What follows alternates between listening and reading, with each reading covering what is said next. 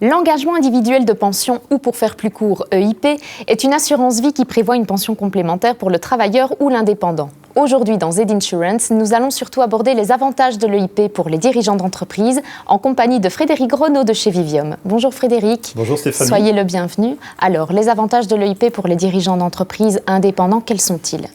Alors, première recommandation que nous faisons toujours en matière de stratégie fiscale vers un indépendant, c'est de souscrire une pension libre complémentaire pour indépendants, ce qu'on appelle la PLCI.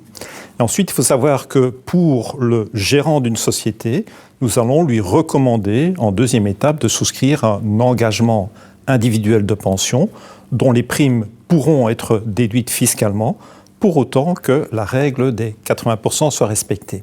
Alors, quelles sont les garanties au sein de l'EIP ? Alors, l'EIP a comme vocation première la constitution d'un capital, donc d'une pension extralégale, qui sera liquidée au moment de la mise à la pension légale du dirigeant d'entreprise. Il faut savoir que ce contrat, et c'est un point intéressant, peut être complété de garanties supplémentaires. On va parler d'une assurance décès, on va parler d'une assurance en cas de maladie et on va également parler du versement d'une indemnité en cas d'invalidité, la plupart du temps après une période de carence de 30 jours. Alors, les primes sont déductibles fiscalement, c'est intéressant, je suppose ? Oui, c'est très intéressant. C'est prévu d'ailleurs, c'est un incitant fiscal.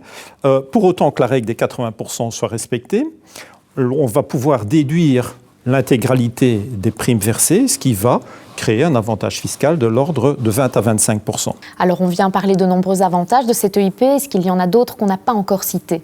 Oui, alors il y a un avantage qui est un peu méconnu du grand public, mais qui est celui de pouvoir procéder à un investissement immobilier au travers de l'EIP. Et ça se fait soit sous la forme d'une avance sur la police, soit sous la forme d'une mise en gage du contrat, soit sous la forme d'un crédit du deuxième pilier, qu'on appelle aussi le crédit boulette. Alors, les téléspectateurs généralement aiment bien les exemples. C'est beaucoup plus concret, évidemment, pour comprendre le sujet. Est-ce que vous avez d'autres exemples à donner ?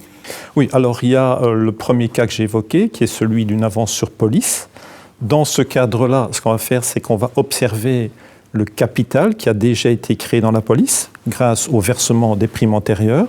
Et une partie de cette réserve, en fait, va pouvoir être utilisée pour financer une transaction immobilière qui peut être l'achat d'un bien immobilier, sa rénovation ou une construction. Dans ce cadre-là aussi, il y a des avantages relativement méconnus, dont ceux certainement très intéressants, qui est que d'une part, il n'y a pas de frais d'expertise immobilière à payer, pas de frais de notaire, pas de frais d'enregistrement et, le cas échéant, non plus pas de frais qui sont liés au remboursement éventuel de ce prêt. Alors, le deuxième cas de figure possible, c'est celui du crédit boulette. Et là, on se trouve dans une situation où il n'y a pas encore de réserve dans le contrat. Et dans ce cas-là, ce qu'on va faire, c'est qu'on va prêter l'argent sous couvert de l'engagement individuel de pension. Et là, le remboursement va se faire en deux parties. D'une part, le remboursement du capital qui a été prêté va se faire par les primes EIP versées par la société. Quant à la partie des frais relatifs à l'intérêt, ça, c'est le gérant lui-même qui, dans le cas de ses fonds propres, va procéder au remboursement de ses intérêts. Quelle conclusion peut-on donner à nos téléspectateurs ? C'est le rôle central, crucial, que joue le courtier dans la gestion de ce contrat, de la souscription jusqu'à sa gestion annuelle, pour tous les ans veiller à l'optimalisation fiscale. Et là, je m'adresse à nos téléspectateurs, c'est que pour les dirigeants d'entreprises qui aujourd'hui n'ont pas de contrat en EIP, n'hésitez pas, c'est indispensable, contactez le plus rapidement possible votre courtier. Voilà qui est entendu. Merci beaucoup Frédéric pour cet échange et merci également à vous de votre attention. À très bientôt sur Canal Z.